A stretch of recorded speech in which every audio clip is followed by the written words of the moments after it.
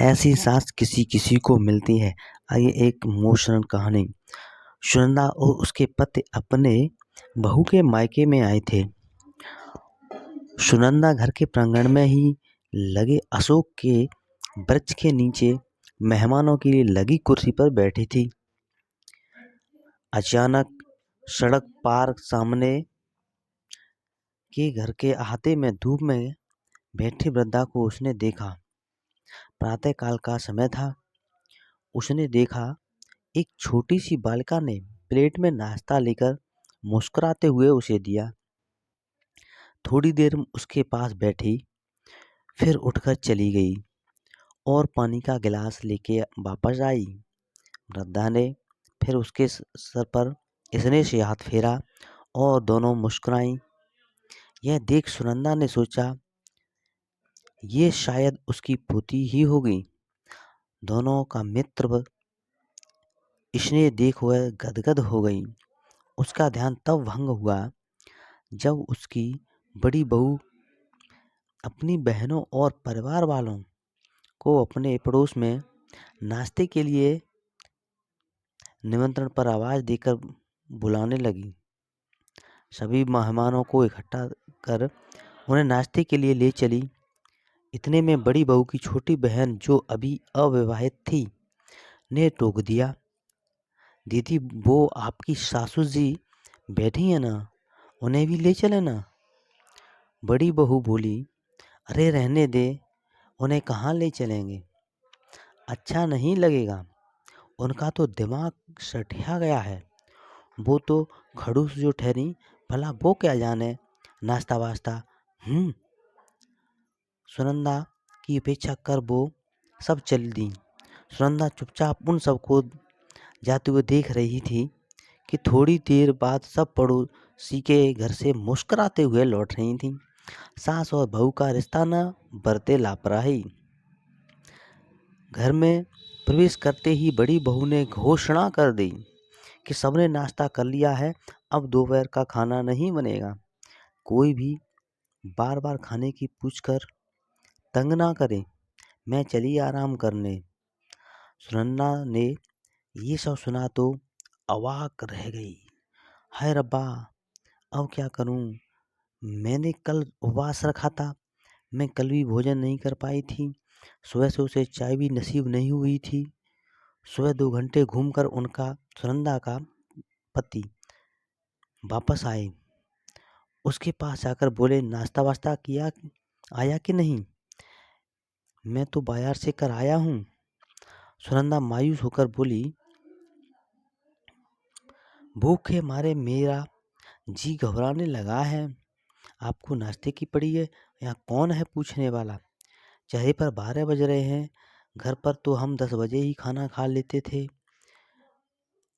कल उपवास की वजह से कुछ खा पी भी नहीं पाई थी। सुनंदा के पति को सारा माजरा समझ आ गया। आजकल की सोच के अनुसार सास यानी उपेक्षा योग्य व्यक्तित्व। कुछ सासों या कहें कि कुछ भारतीय टेलीविजन सीरियल वाली सासों के कारण सबको एक श्रेणी में रखा जाने लगा है। सुनंदा के पति ने उससे कहा, ये लो आधा गिलास पानी, एक एक घूंट करके पी लो, तब तक मैं कॉलोनी की दुकान से कुछ नाश्ता लेकर आता हूँ। ये कहकर वे चल दिए। थोड़ी ही देर में वे वापस लौट आए। सुनंदा के पास खड़े होकर स्वयं की ओट लेकर अपने बैग में छुपकर लाई हुई नाश्ते की पुड़िया उसे दे दी। सुनंदा नाश्ता कर ही रही थी कि बड़ी बहू की दादी इधर टक टक करती हुई आ गई। वो सुनंदा के पास जाकर बोली, अरे बहन जी, बहुत देर बाद नाश्ता कर रही हो, अब तो खाने का वक्त हो गया है। सुनंदा बोली, हाँ पहले ही आ गया था, बहू पड़ोस में नाश्ता करने गई थी, वहाँ से ले आई थी, रखा था, अब खा रही हूँ। अच्छा ठीक है, मैं आपके लिए चाय लाती हूँ। यह कहकर दादी जी तो चल गईं। सुनंदा के पति ने कहा, सुनंदा तुमने झूठ क्यों बोला, जबकि तुम्हारी बहू तो तुम्हें टालकर चली गई थी। सुनंदा बोली, अच्छा नहीं लगता, एक कहावत है, यदि आप पर कुत्ता भौंकने भौंके तो तुम भी आप कुत्ते पर भौंकोगे।